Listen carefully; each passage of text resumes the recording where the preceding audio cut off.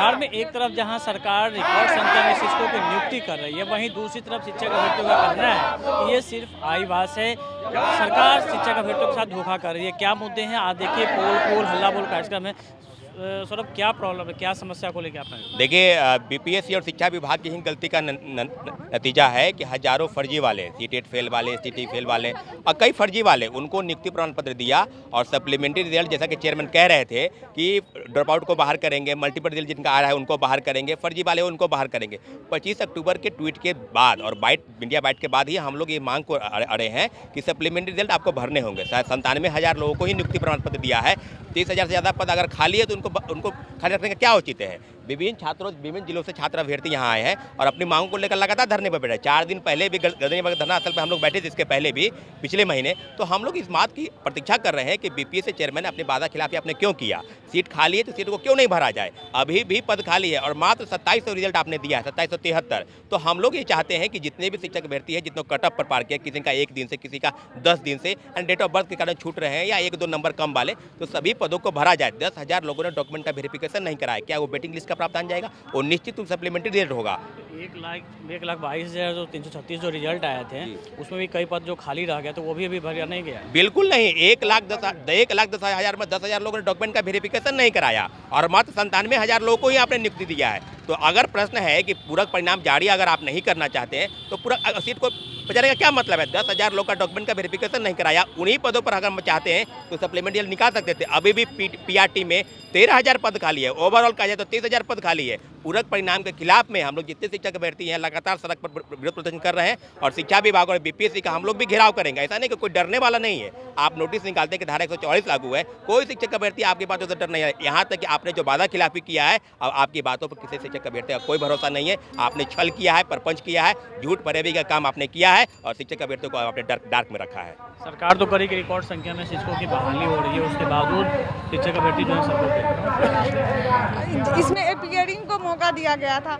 Appearing को अगर मौका नहीं दिया जाता, उसका तो मेरिट लिस्ट आ गया था, लेकिन हम तो सीटेट डीएलएड सब बीपीएससी क्वालिफाई हैं।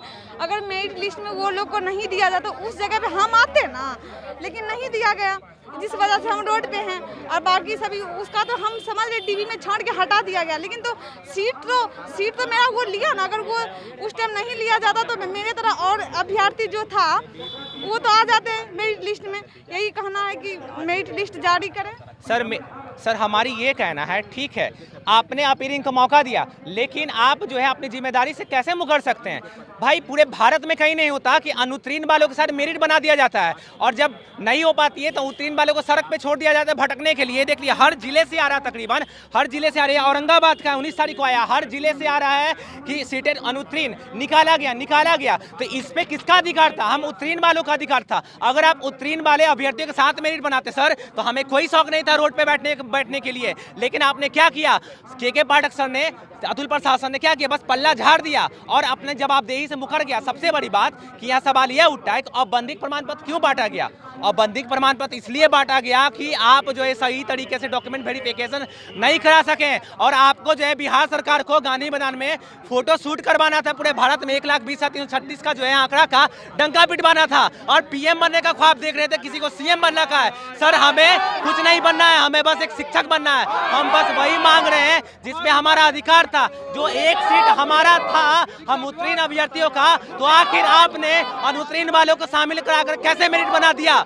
ये अन्याय है, ये गलत है और अन्याय हुआ है तो आपको न्याय चुकाना होगा। ये जो है तकरीबन हर जिले से आ रहा है। लास्ट जो है डीबी बेगरा होने के बाद जो है देख रहे हैं ये अनुत्तीर्ण सीटेट, इसको निकाला गया। तो ये सीटें जो है बचाने का क्या होता है? औचित्य निकलता है आपका? ये तो सीटें नहीं बच सकती क्योंकि भाई शामिल किया अनुत्तीर्ण वालों को आपने और भुगताना हम भुगतेंगे। नहीं, हम भुगताना नहीं भुगतेंगे, गलत आपने किया है। अब आगे क्या रहेगा? निश्चित रूप से आज से राज्यव्यापी आंदोलन की शुरुआत होगी। विभिन्न जिलों में शिक्षक अभ्यर्थी सड़क पर उतरकर अपनी मांगों को तेज करेंगे क्योंकि जो वादा खिलाफी बीपीएससी चेयरमैन ने किया है, अब आपकी बातों पर शिक्षक अभ्यर्थियों को कोई भरोसा नहीं है क्योंकि आपने छात्र अभ्यर्थियों को अंधेरे में रखा है। बिल्कुल, देखिए ये तमाम जो शिक्षक अभ्यर्थी हैं जो पटना की सड़कों पे आए हैं, इनका साफ तौर पे कहना है कि सरकार इनके खिलाफ वादा खिलाफी कर रही है। जो वादा किया गया था उसे वो मुकर रही है और सबसे बड़ी बात कि जो बड़ा जो दावा किया जा रहा है सरकार की तरफ से कि हम रिकॉर्ड संख्या में शिक्षकों की बहाली कर रहे हैं, वो सिर्फ एक आईवास है। कैमरामैन ऋषिनाथ के साथ अमिताभ ओझा, पटना न्यूज़ 24।